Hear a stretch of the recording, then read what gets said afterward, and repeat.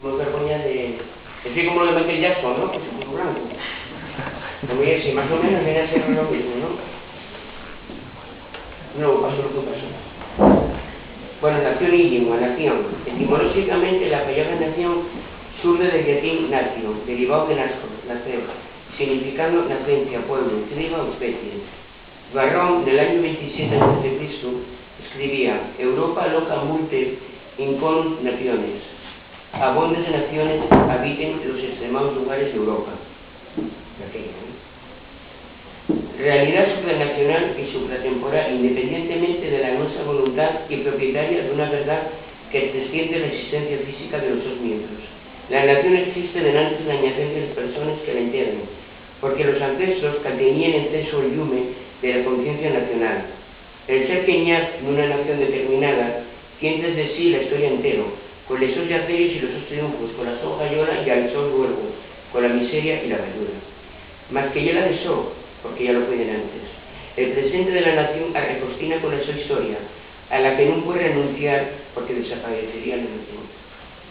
De ellos autores intentaron buscar unos fundamentos antropológicos primigenios de la nación cultural, y los discutinios lo que tienen que los argumentos inhieren un capítulo permutable de la teoría del nacionalismo. Existen supuestos biológicos que ven al ser humano como animal territorial, y la nación tal un territorio un existente. Si casi, la mayoría de los teóricos refugan ese argumento, por simplario, considerando las naciones como grupos sociales humanos. Por embargo, como autor de este ensayo, amuestro mi parecer al respectivo, afirmando que hay algo de verdad en esa teoría antropológica, y que la nación, estoy el sitio donde nacemos, asunta personas nacidas en el mismo lugar, con la misma lengua y rasgos físicos semejantes. O al menos eso me parece. En el medievo y la edad moderna, el término siguió empleándose de un xeito étnico, pese a que las naciones tuvieran integradas entidades políticas, como reinos y imperios. Aquí mismo usábase para denominar garapillos de personas maganas origen, siguiendo un criterio prevariable con el envís de discernir unos de otros. Los mercados del medievo, los comerciantes aconsejabanse en naciones, identificándose de Simón el origen de los productos. Oye, que vendían, no sé, naranjas, por ejemplo, porque en la empresa que naranjas y luego pues a lo mejor decían, asuntábanse los de Levante.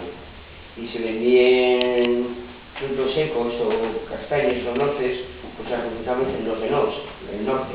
Y si vendían a lo mejor dátiles, pues podían ser exactamente árabes.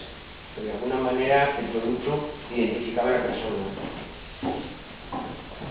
En las universidades medievales, con la lengua académica que era el latín, los estudiantes asuntábanse en naciones. Esto es muy interesante. En las universidades, los estudiantes tienen naciones. Vencellando esta actitud con la su lengua materna. No sería paterna, vernácula o lugar de nacencia.